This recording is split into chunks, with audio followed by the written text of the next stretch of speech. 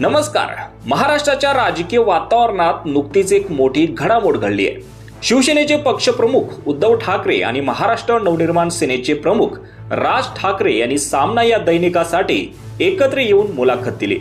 महापालिका निवडणुकांच्या पार्श्वभूमीवर या दोन ठाकरे भावंडांनी मराठी भाषा आणि मुंबई शहराच्या संरक्षणासाठी एकत्र येण्याचा निर्णय घेतला.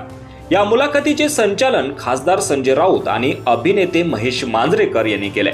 या घटनेमुळे राज्याच्या राजकारणात मोठी चर्चा सुरू झाली आहे. या मुलाखतीत अनेक मुद्द्यांवर चर्चा झाली, ज्यात भ्रष्टाचार आणि राजकीय पक्षांच्या आरोप प्रत्यारोपांचा समावेश होता. संजय राऊत यांनी भाजपाच्या आरोपांचा उल्लेख केला. त्यांच्या मते भाजपने मुंबई महापालिकेत 3 लाख कोटी रुपयांच्या भ्रष्टाचाराचा आरोप केलाय. पण महापालिकेकडे इतकी मोठी रक्कम असते का, आणि जर असली तरी आमदारांनी 50-50 कोटी रुपयांसाठी पळ काढण्याची गरज काय, असा प्रश्न त्यांनी उपस्थित केला.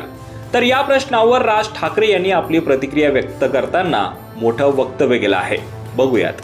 जरा बोलायचंय की तो जो एक चालू होतं ना, 50 खोके 50 खोके 50 खोके, मला असं वाटतं लोकांना नीट समजून सांगणं आवश्यक आहे. हे 50 खोके हा विनोदाचा भाग नाही. 50 खोके म्हणजे 50 कोटी रुपये झाले. 50 कोटी 40 आमदार म्हणजे 2000 कोटी रुपये झाले. म्हणजे 40 आमदारांचे 2000 कोटी हे कुठून आले, कसे आले? भ्रष्टाचारातून, घोटाळ्यातून. बरोबर की नाही? म्हणजे बँकेतनं लोन तर थोडं नव्हतं ना घेतलं, त्याच्यामुळे कुठच्या भ्रष्टाचाराबद्दल कोणी काय बोलावं? या मुलाखतीमुळे महाराष्ट्रात राजकीय चर्चा तापल्या आहेत.